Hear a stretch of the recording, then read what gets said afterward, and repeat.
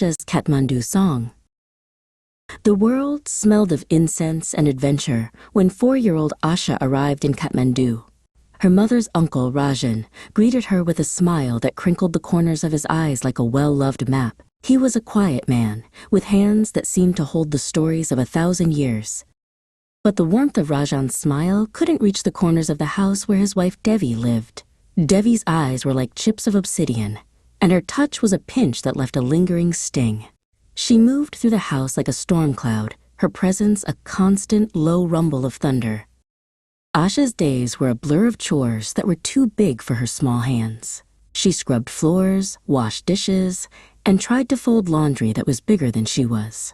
But the world was a symphony of distractions.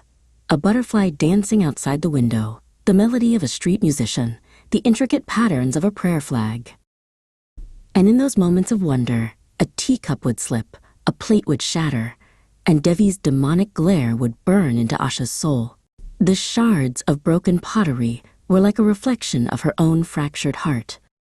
One day, while dusting Rajan's study, Asha found a small wooden box. Inside, nestled among faded letters and dried flowers, was a photograph of a woman with a smile as bright as the Himalayan sun. It was a smile that felt like a half-remembered song.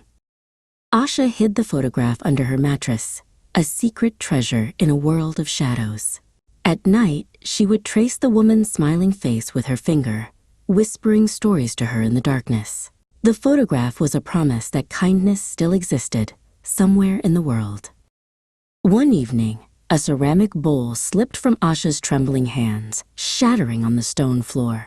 Devi's face contorted with rage, her hand raised to strike. But before it could fall, a voice, quiet but firm, cut through the tension.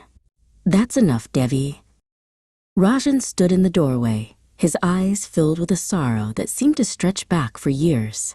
He looked at Asha, then at Devi, and for the first time, Asha saw not just a distant uncle, but a man trapped in his own silent grief.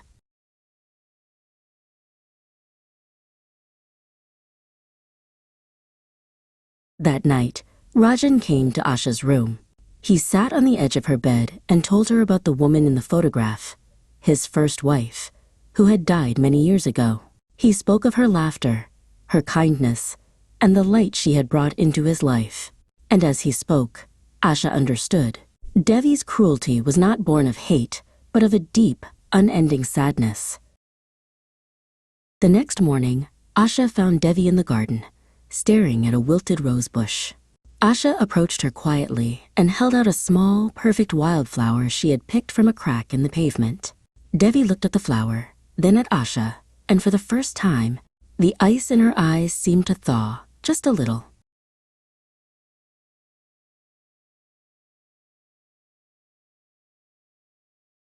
It wasn't a magical cure, no sudden transformation from cruelty to kindness, but it was a beginning, a tiny seed of understanding planted in the barren soil of a grieving heart. And as Asha continued to navigate the complexities of her new life, she held on to that small moment of connection, a fragile but persistent hope that, even in the darkest of places, a little bit of sunshine could still find a way to grow.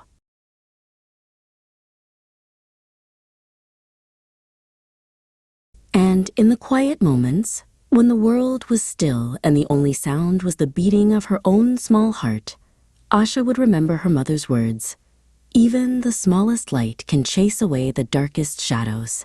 And she knew, with a certainty that warmed her from the inside out, that she was that light.